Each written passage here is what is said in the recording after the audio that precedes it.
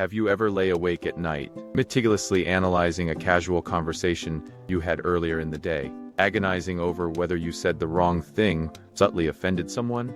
Do you frequently find yourself emotionally exhausted because you are constantly trying to meet the heavy expectations of your boss, your friends, and your family, while quietly ignoring your own genuine inner voice? We are thoroughly taught from a very young age that being a good person essentially means being endlessly accommodating, perfectly agreeable, and universally liked by everyone we meet. Consequently, the very thought of disappointing someone or stepping out of the accepted social line fills us with a deep, almost paralyzing sense of guilt and persistent anxiety. Let us pause in this quiet moment and ask ourselves a truly critical question. What is the actual hidden cost of trying to please everyone around us? The true cost is very often our own mental peace and the complete erosion of our unique, individual identity. The relentless pursuit of external validation forces us to live someone else's carefully written script, essentially handing the steering wheel of our one precious life over to the shifting, erratic opinions of an anonymous crowd. In today's modern, hyper-connected digital world, where social media metrics constantly quantify our worth in real time, this psychological burden becomes significantly heavier than ever before in human history. And we instinctively compare our messy, unfiltered reality to the highly curated, impossibly perfect highlights of others, and our fragile self-esteem crumbles like a house of cards in the wind. This is not just a personal weakness, it is a universal modern affliction. But what if I told you this endless, exhausting cycle of anxiety is not a permanent, unchangeable flaw in your character, but rather a subtle choice you are unconsciously making every single day? Tonight, I want to introduce you to a profound philosophical antidote perspective that offers a bold, paradigm-shifting approach to finding genuine, lasting freedom. It will teach us how to finally step out of the heavy, invisible prison of other people's expectations and learn how to breathe freely on our own terms. The book we are quietly opening together tonight is The Courage to be Disliked, a remarkable work that has systematically shaken the worldview of countless readers and rapidly transcended the status of a mere bestseller to become a modern, psychological classic. Deep philosophical roots of this fascinating book are firmly planted in the monumental teachings of Alfred Adler, a brilliant early 20th century Austrian psychiatrist. While many of us are intimately familiar with Sigmund Freud and his highly deterministic view that our past interpersonal traumas irrevocably shape our present reality, Adler offered a radically different and far more empowering perspective. He fiercely rejected the pessimistic idea that human beings are nothing more than helpless victims dragged along by the heavy, unbreakable chains of their past experiences. Instead, Adler was a profound champion of teleology, the empowering belief that our present actions are not merely automatic reactions to past wounds, but are actively driven by the sheer purpose and the profound goals we consciously set for our future. The book beautifully unfolds, structured as a classic Socratic dialogue between an incredibly wise philosopher and a deeply cynical young man who feels entirely crushed by his own feelings of inadequacy and the harsh, unfair realities of his environment. The young man perfectly represents the frustrated, exhausted parts of our own modern minds. He constantly blames his unhappy upbringing, his complex traumas, and his severe lack of societal advantages for his current misery. However, the philosopher responds with a calm, piercing truth that strikes right at the core of our comfortable psychological victimhood. He gently but firmly tells the bewildered young man, "You are unhappy not because of your tragic past, and certainly not because of your difficult environment. You are unhappy simply because you lack the profound inner courage to be happy." This single, devastatingly sharp sentence completely dismantles the intricate emotional armor we have carefully worn for decades. Adlerian psychology does not offer us the warm, comfortable, static sympathy of a victim narrative. Instead, it hands us the heavy, beautiful, and profoundly liberating burden of radical personal responsibility. To truly grasp the immense transformative power of Adler's psychology in our daily lives, we must carefully analyze three of its most vital and life-altering insights. first, and perhaps the most conceptually revolutionary tool, is the strict separation of tasks. Adler boldly asserts a fundamental, undeniable truth. All human problems are, at their very core, interpersonal relationship problems. The vast majority of our deep mental anguish stems directly from our tragic failure to clearly distinguish between our own life tasks and the emotional tasks of other people. When a colleague gossips about you or a distant relative dislikes you without any rational reason, it is deeply unsettling to our ego. Adler calmly reminds us that someone else's subjective opinion is entirely their own complex psychological task to manage, not yours. When you constantly reshape your behavior and suppress your own voice in a desperate attempt to manipulate their opinion and win their elusive favor, you are actually arrogantly intruding upon their personal task. This severe boundary intrusion is the very source of our chronic interpersonal exhaustion and social anxiety. And the second core insight is the highly controversial but deeply liberating denial of trauma. Adler is certainly not suggesting that terrible, painful events do not occur in our physical lives, but rather that we very often use the potent memory of those past traumas as a highly convenient excuse to avoid the difficult emotional challenges of the present moment.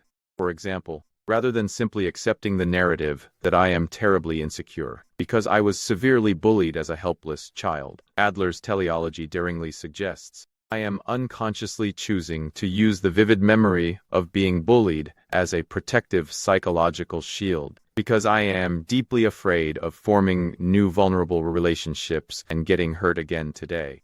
This subtle but profound shift in internal narrative moves us immediately from being passive, helpless victims of dead history to becoming the active, capable authors of our current reality. And the third vital insight is the absolute psychological necessity of deeply abandoning the desire for recognition. From the exact moment we enter the rigid educational system as children, we are behaviorally conditioned to perform complex tasks solely for the empty promise of a golden star, a high academic grade, or the warm applause of our societal superiors. We spend our incredibly precious and fleeting youth running breathless, endless races on tracks designed and built by our parents and by modern society. But Adler sternly warns us that living merely to satisfy the constantly shifting expectations of others is a tragic, empty, and meaningless existence. It effectively forces us to live our one beautiful life, constantly looking nervously over our shoulder, desperate for a fleeting nod of approval from a crowd that does not truly know us.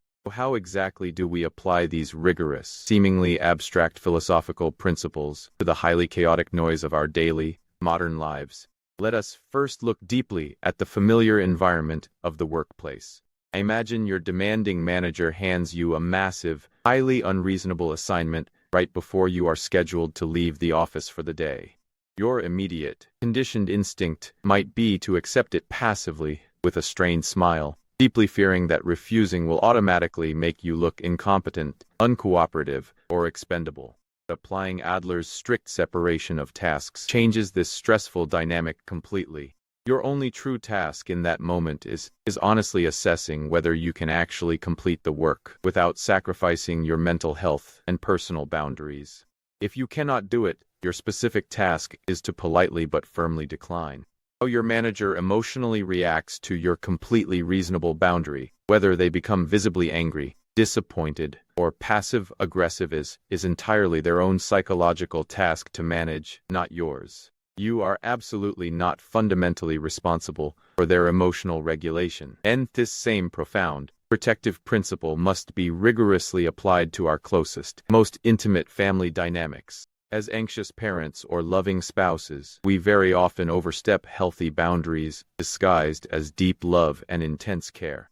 Try to forcefully dictate an adult child's career path or aggressively micromanage a partner's daily choices because we genuinely believe we know what is objectively best for them. But dragging a reluctant horse to the water does not mean you can miraculously force it to drink. When we desperately try to dictate and control the complex choices of others, we are actively committing a severe psychological boundary violation that slowly but surely destroys mutual respect and trust. by gradually learning to step back, drawing a clear emotional line in the sand, and focusing fiercely only on what we can directly control, our own actions and our own present state of mind, gradually untangle the incredibly messy, sticky, exhausting web of interpersonal conflict. The next time you find yourself entirely consumed by what your peers or your family secretly think of you, simply visualize a thick, invisible dividing line drawn on the ground between you. Actively and consciously choose to stand firmly on your side of the line and respectfully leave them to stand on theirs. Be thoroughly disliked by someone is undeniably and profoundly uncomfortable, but Adler teaches us that it is actually a beautiful, essential badge of honor. It is the absolute, undeniable proof that you are finally exercising your fundamental freedom and living your life entirely in accordance with your own unique, authentic, and unwavering principles. We were certainly not born into this vast, beautiful world to constantly bend, break, and twist our own souls into completely unrecognizable shapes just to be universally palatable to an indifferent, anonymous crowd. If 10 people look at you in a room, the stark psychological reality is that one person will actively dislike you no matter what good deeds you do. 2 people will genuinely love and support you unconditionally. The remaining 7 simply do not care about your existence at all. Why then do we spend and completely waste our entire, precious lives agonizing over the impossible approval of that one negative person, while tragically ignoring the 2 incredible people who truly love us, and deliberately neglecting the quiet needs of our own soul?